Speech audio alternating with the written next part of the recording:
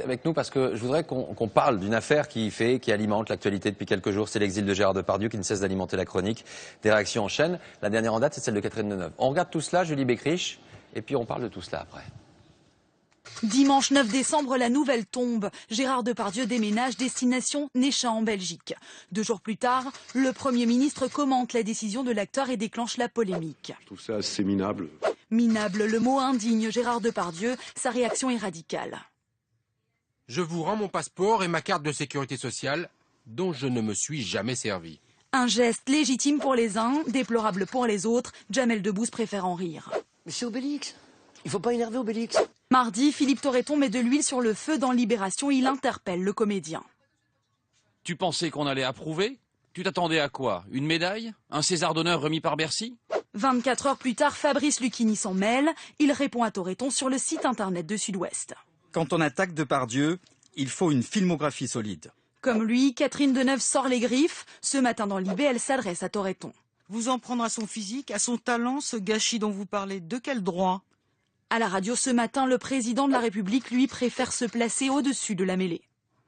Ne me demandez pas de participer à une polémique, c'est pas ma place. À qui la prochaine réplique, le feuilleton Depardieu n'a pas trouvé son épilogue.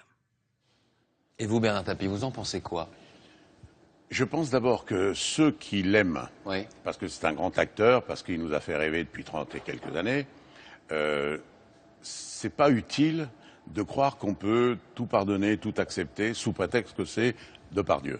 On lui rend pas service en faisant ça. Vous dites quoi? Solidarité, quand ça va mal, on reste dans le bateau? Je dis par contre que ceux qui se permettent de parler comme ils ont parlé, que ce soit le Premier ministre, que ce soit Torreton, qui de toute évidence n'aiment pas l'argent, n'aiment pas la gloire, surtout quand ils l'ont pas, quand ils n'ont pas ni l'un ni l'autre, je veux dire, sont pas à leur place non plus. Mais je voudrais quand même dire une seconde que ce cas-là, si on le dépasse, on est en train de vivre en France dans un système accusatoire qui fait que de plus en plus, les gens qui ont réussi, au-delà de l'argent, sont soumis à une pression, pas populaire, mais une pression d'organisation de la vie insupportable.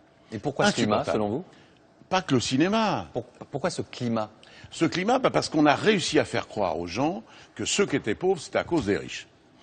Deuxièmement, parce que le président de la République, dans son premier discours, a dit « j'aime pas les riches ». Il a prononcé ces mots « je n'aime pas les riches ». De la part de quelqu'un d'intelligent qui dirige le pays, ça a une signification.